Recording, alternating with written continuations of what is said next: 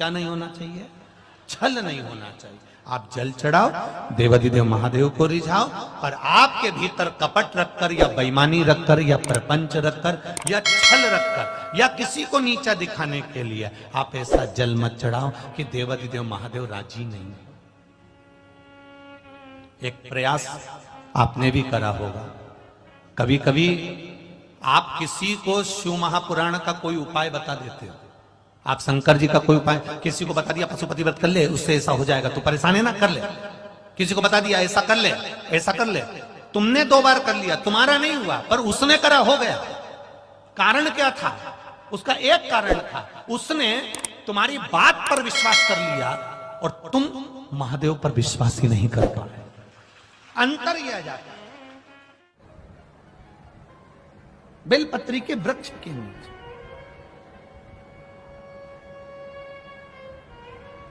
एक बेलपत्री के पत्ते में,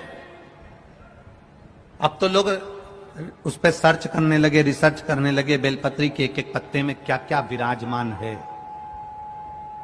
अब तो रिसर्च सेंटर खुल गए जिसमें इन बेलपत्री के पत्तों को डालकर देखा जाता है कि बेलपत्री के पत्ते की इस डाली के अंदर कितना रसतत्व है, पत्तों में कितना रसतत्व है। तो वैज्ञानिक सर्च कर कर निकाल रहे हैं।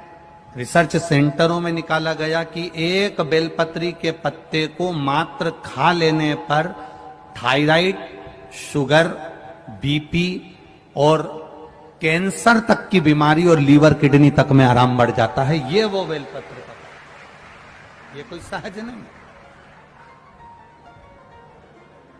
जैसे शिव जी को आप 5 जगह पर जल चढ़ाते हो, थोड़ा ध्यान देना कथा पर। शंकर भगवान को 5 जगह पर आप जल चढ़ाते हो। मान लो अगर कोई विषम परिस्थिति है और आपको लग रहा है कि मेरा ये काम बाबा को कर देना चाहिए, ना जाने क्यों अटक रहा है, मेरे भोलेनाथ जी को मेरा ये काम कर देना चाहिए, ना जाने क्यों अटक रहा है, तो जो जो जगह पर आप जल समर्पित करते हो, जिस जगह पर आप जल समर्पित करते हो, जैसे गणेश जी की जगह पर जल समर्पित करते हो, सबको मालूम है ना, स्थान तो सबको मालूम है ना गणेश जी का। जैसे ये शिवलिंग है, ये जलाधारी है, ये 2 चरण जहां से जल चढ़ाते हैं तो ये पानी घूमकर यहां से नीचे चले जाता है। अब जरा समझिएगा, आप जब शंकर जी के मंदिर, आपको लगे कि हमारा ये कार्य हो जाना चाहिए, ये कार्य हो क्यों नहीं रहा, आखिर में इतने दिन से लगी हूं, ये काम क्यों नहीं हो रहा, सबके काम हो रहे हैं, मेरा क्यों नहीं हो रहा, तो विश्वास रखकर 5 सोमवार, 6 सोमवार, 7 सोमवार इसको कर कर देखिएगा। गणेश जी का स्थान जहां से पानी बहता है उसके सीधे हाथ पर, वहां पर एक बेलपत्र समर्पित कर कर थोड़ा सा जल वहां समर्पित करिए। षडानंद कार्तिकेय का स्थान, एक बेलपत्र समर्पित कर कर थोड़ा सा जल वहां समर्पित करिए।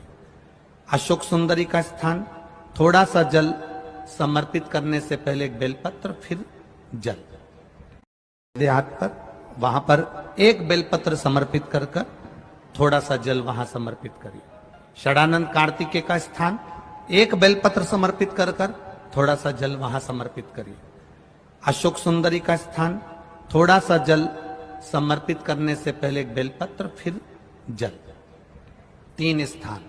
चौथा, मां पार्वती जी का हस्त कमल, एक बेलपत्र समर्पित कर कर जल चारों तरफ चढ़ाने के बाद में 5वां, शिवलिंग के ऊपर बेलपत्र समर्पित कर कर पूर्ण जल शंकर को समर्पित कर देना।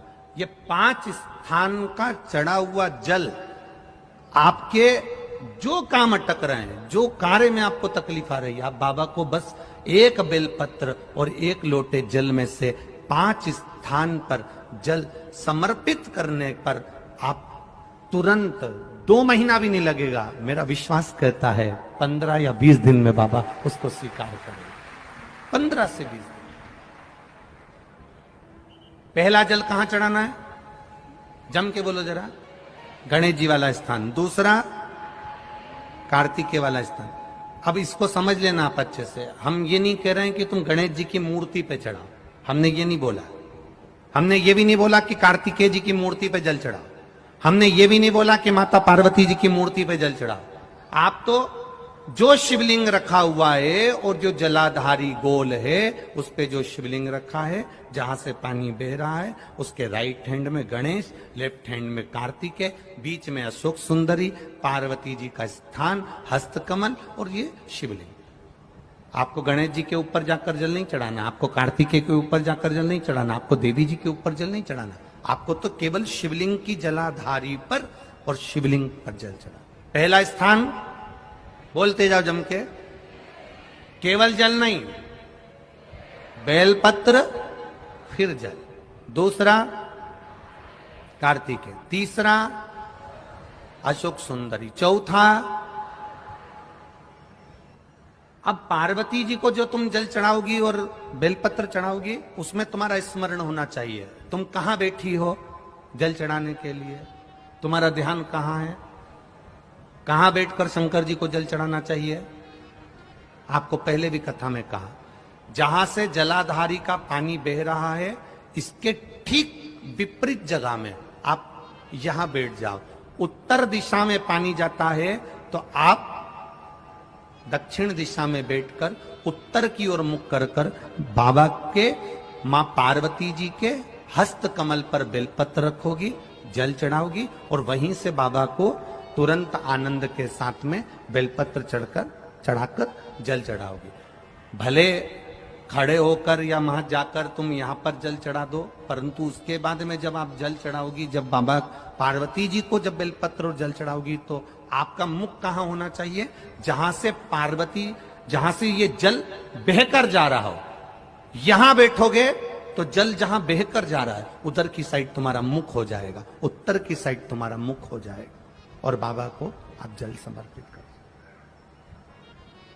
तो पहला जल बेलपत्र गणेश जी, दूसरा कार्तिकेय जी, तीसरा अशोक सुंदरी, चौथा माता पार्वती जी का हस्त कमल और पांचवें नंबर का जल भगवान शिव के ऊपर, अर्थात भगवान देवाधिदेव महादेव से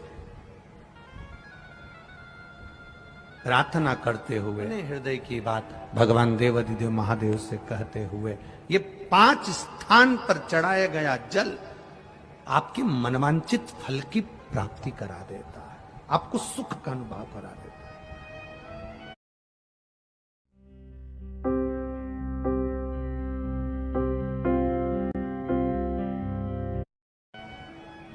पांच जगह पर चढ़ाया, कम से कम 5 या 7 सोमवार अवश्य चढ़ाओ। 5 जगह पर चढ़ाया गया जल, 5 स्थान पर समर्पित किया गया जल साधारण नहीं होता। हम फिर निवेदन करेंगे, 5 जगह का जल और 5 जगह करा गया प्रणाम कभी खाली नहीं जाता। पहला स्थान, अपने पिता के चरणों को जो प्रणाम करता है उसको कभी गरीबी नहीं आती। दूसरा, जो अपनी माता को प्रणाम करता है